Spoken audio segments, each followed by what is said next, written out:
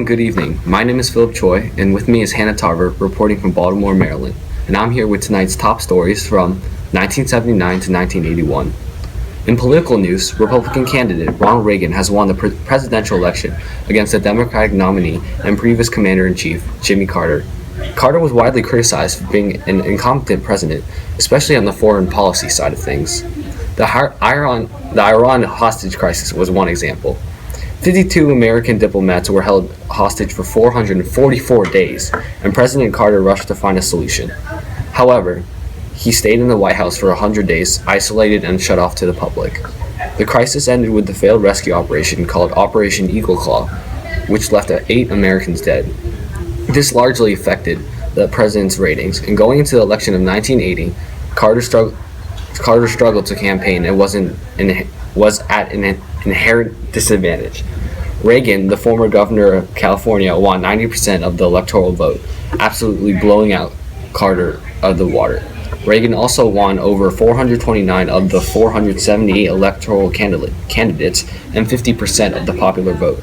Quoting Reagan, "Today is a momentous occasion for some of us," in 1980, and not to chill a poi on the scene with star player Larry Bird at the National Collegiate Basketball Championship.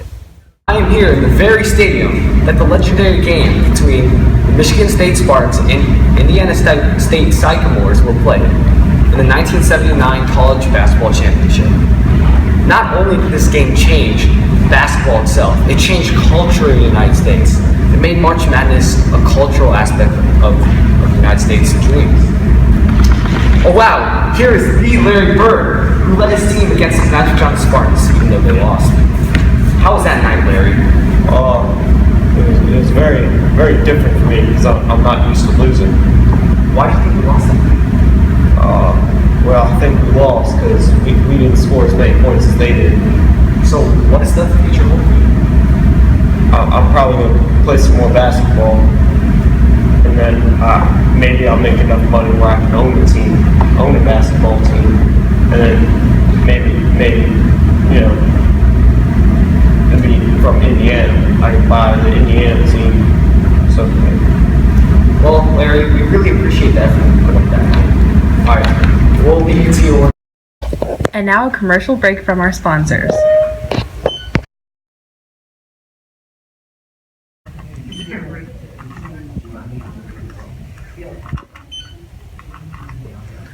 Aha! This Rubik's Cube is quite the puzzle indeed.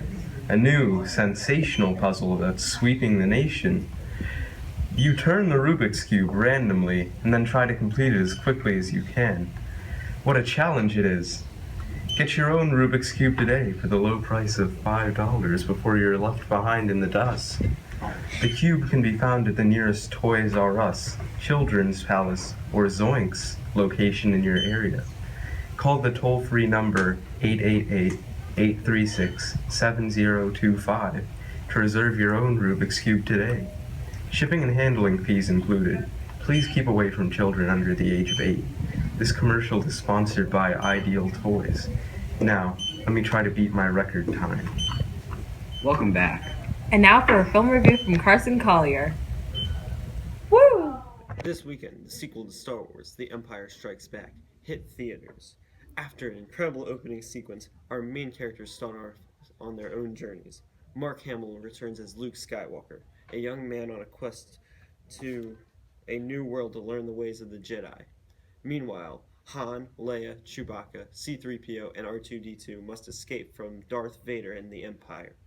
On their quest, they meet up with one of Han's old friends, Lando Calrissian, portrayed by Billy D. Williams in the Cloud City.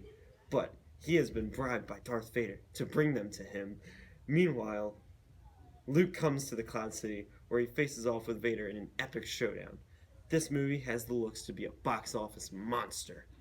Back to you in the studio. Mother Teresa of Calcutta, India, won the Nobel Peace Prize for devoting her time to improving the quality of life for people in the slums of that city.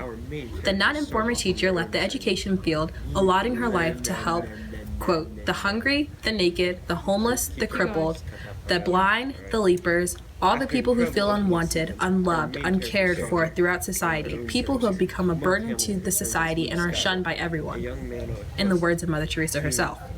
Upon receiving the award, she continued to thank God for his gift to the poor, but in addition, we at the news station want to thank Mother Teresa for shining extra light to the poor, refugees, and the Today is a children. sad one indeed. On December 8th, 1980, here in New York City, John Lennon was shot 4 times in the back by a man named Mark David Chapman. After shooting the pop star, the assailant remained at the scene reading the book The Catcher in the Rye, before being apprehended by police outside the Dakota apartment building. Chapman is currently being held in the Rikers Island jail awaiting trial. John Lennon was a popular music star, lead singer of the Beatles band, and was allegedly murdered because of his comment, "The Beatles are more popular than Jesus." Information obtained from the convict himself.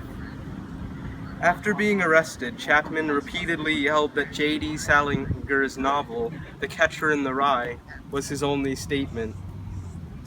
The convict, Chapman, was staying at the Sheraton Hotel, far away from the Dakota apartment building at the time of the shooting. The convict had reportedly been mumbling about The Catcher in the Rye shortly after shooting Lennon. Stations from around the country have switched to playing Beatles music and John Lennon's own singles in remembrance for the deceased singer. It's been widely known around the nation that Chrysler, the American manufactured car company that has been lying on the outskirts of bankruptcy recently, has received a $1.5 billion loan from the federal government. Chrysler initially found themselves in this position because of poor strategic business decisions. Influenced by other international car companies, Chrysler decided to expand their business internationally as well.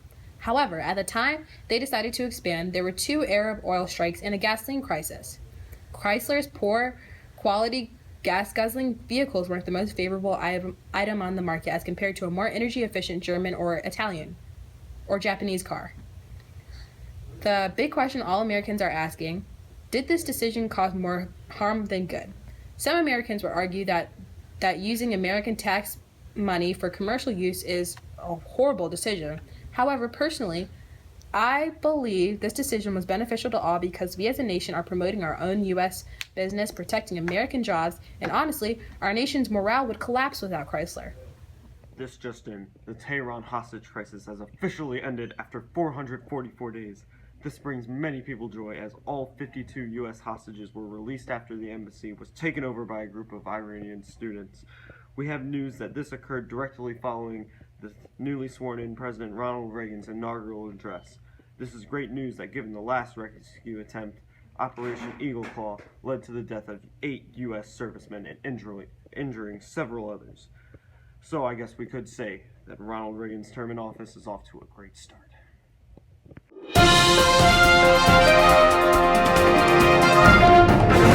In your community, in your libraries, Your neighborhood.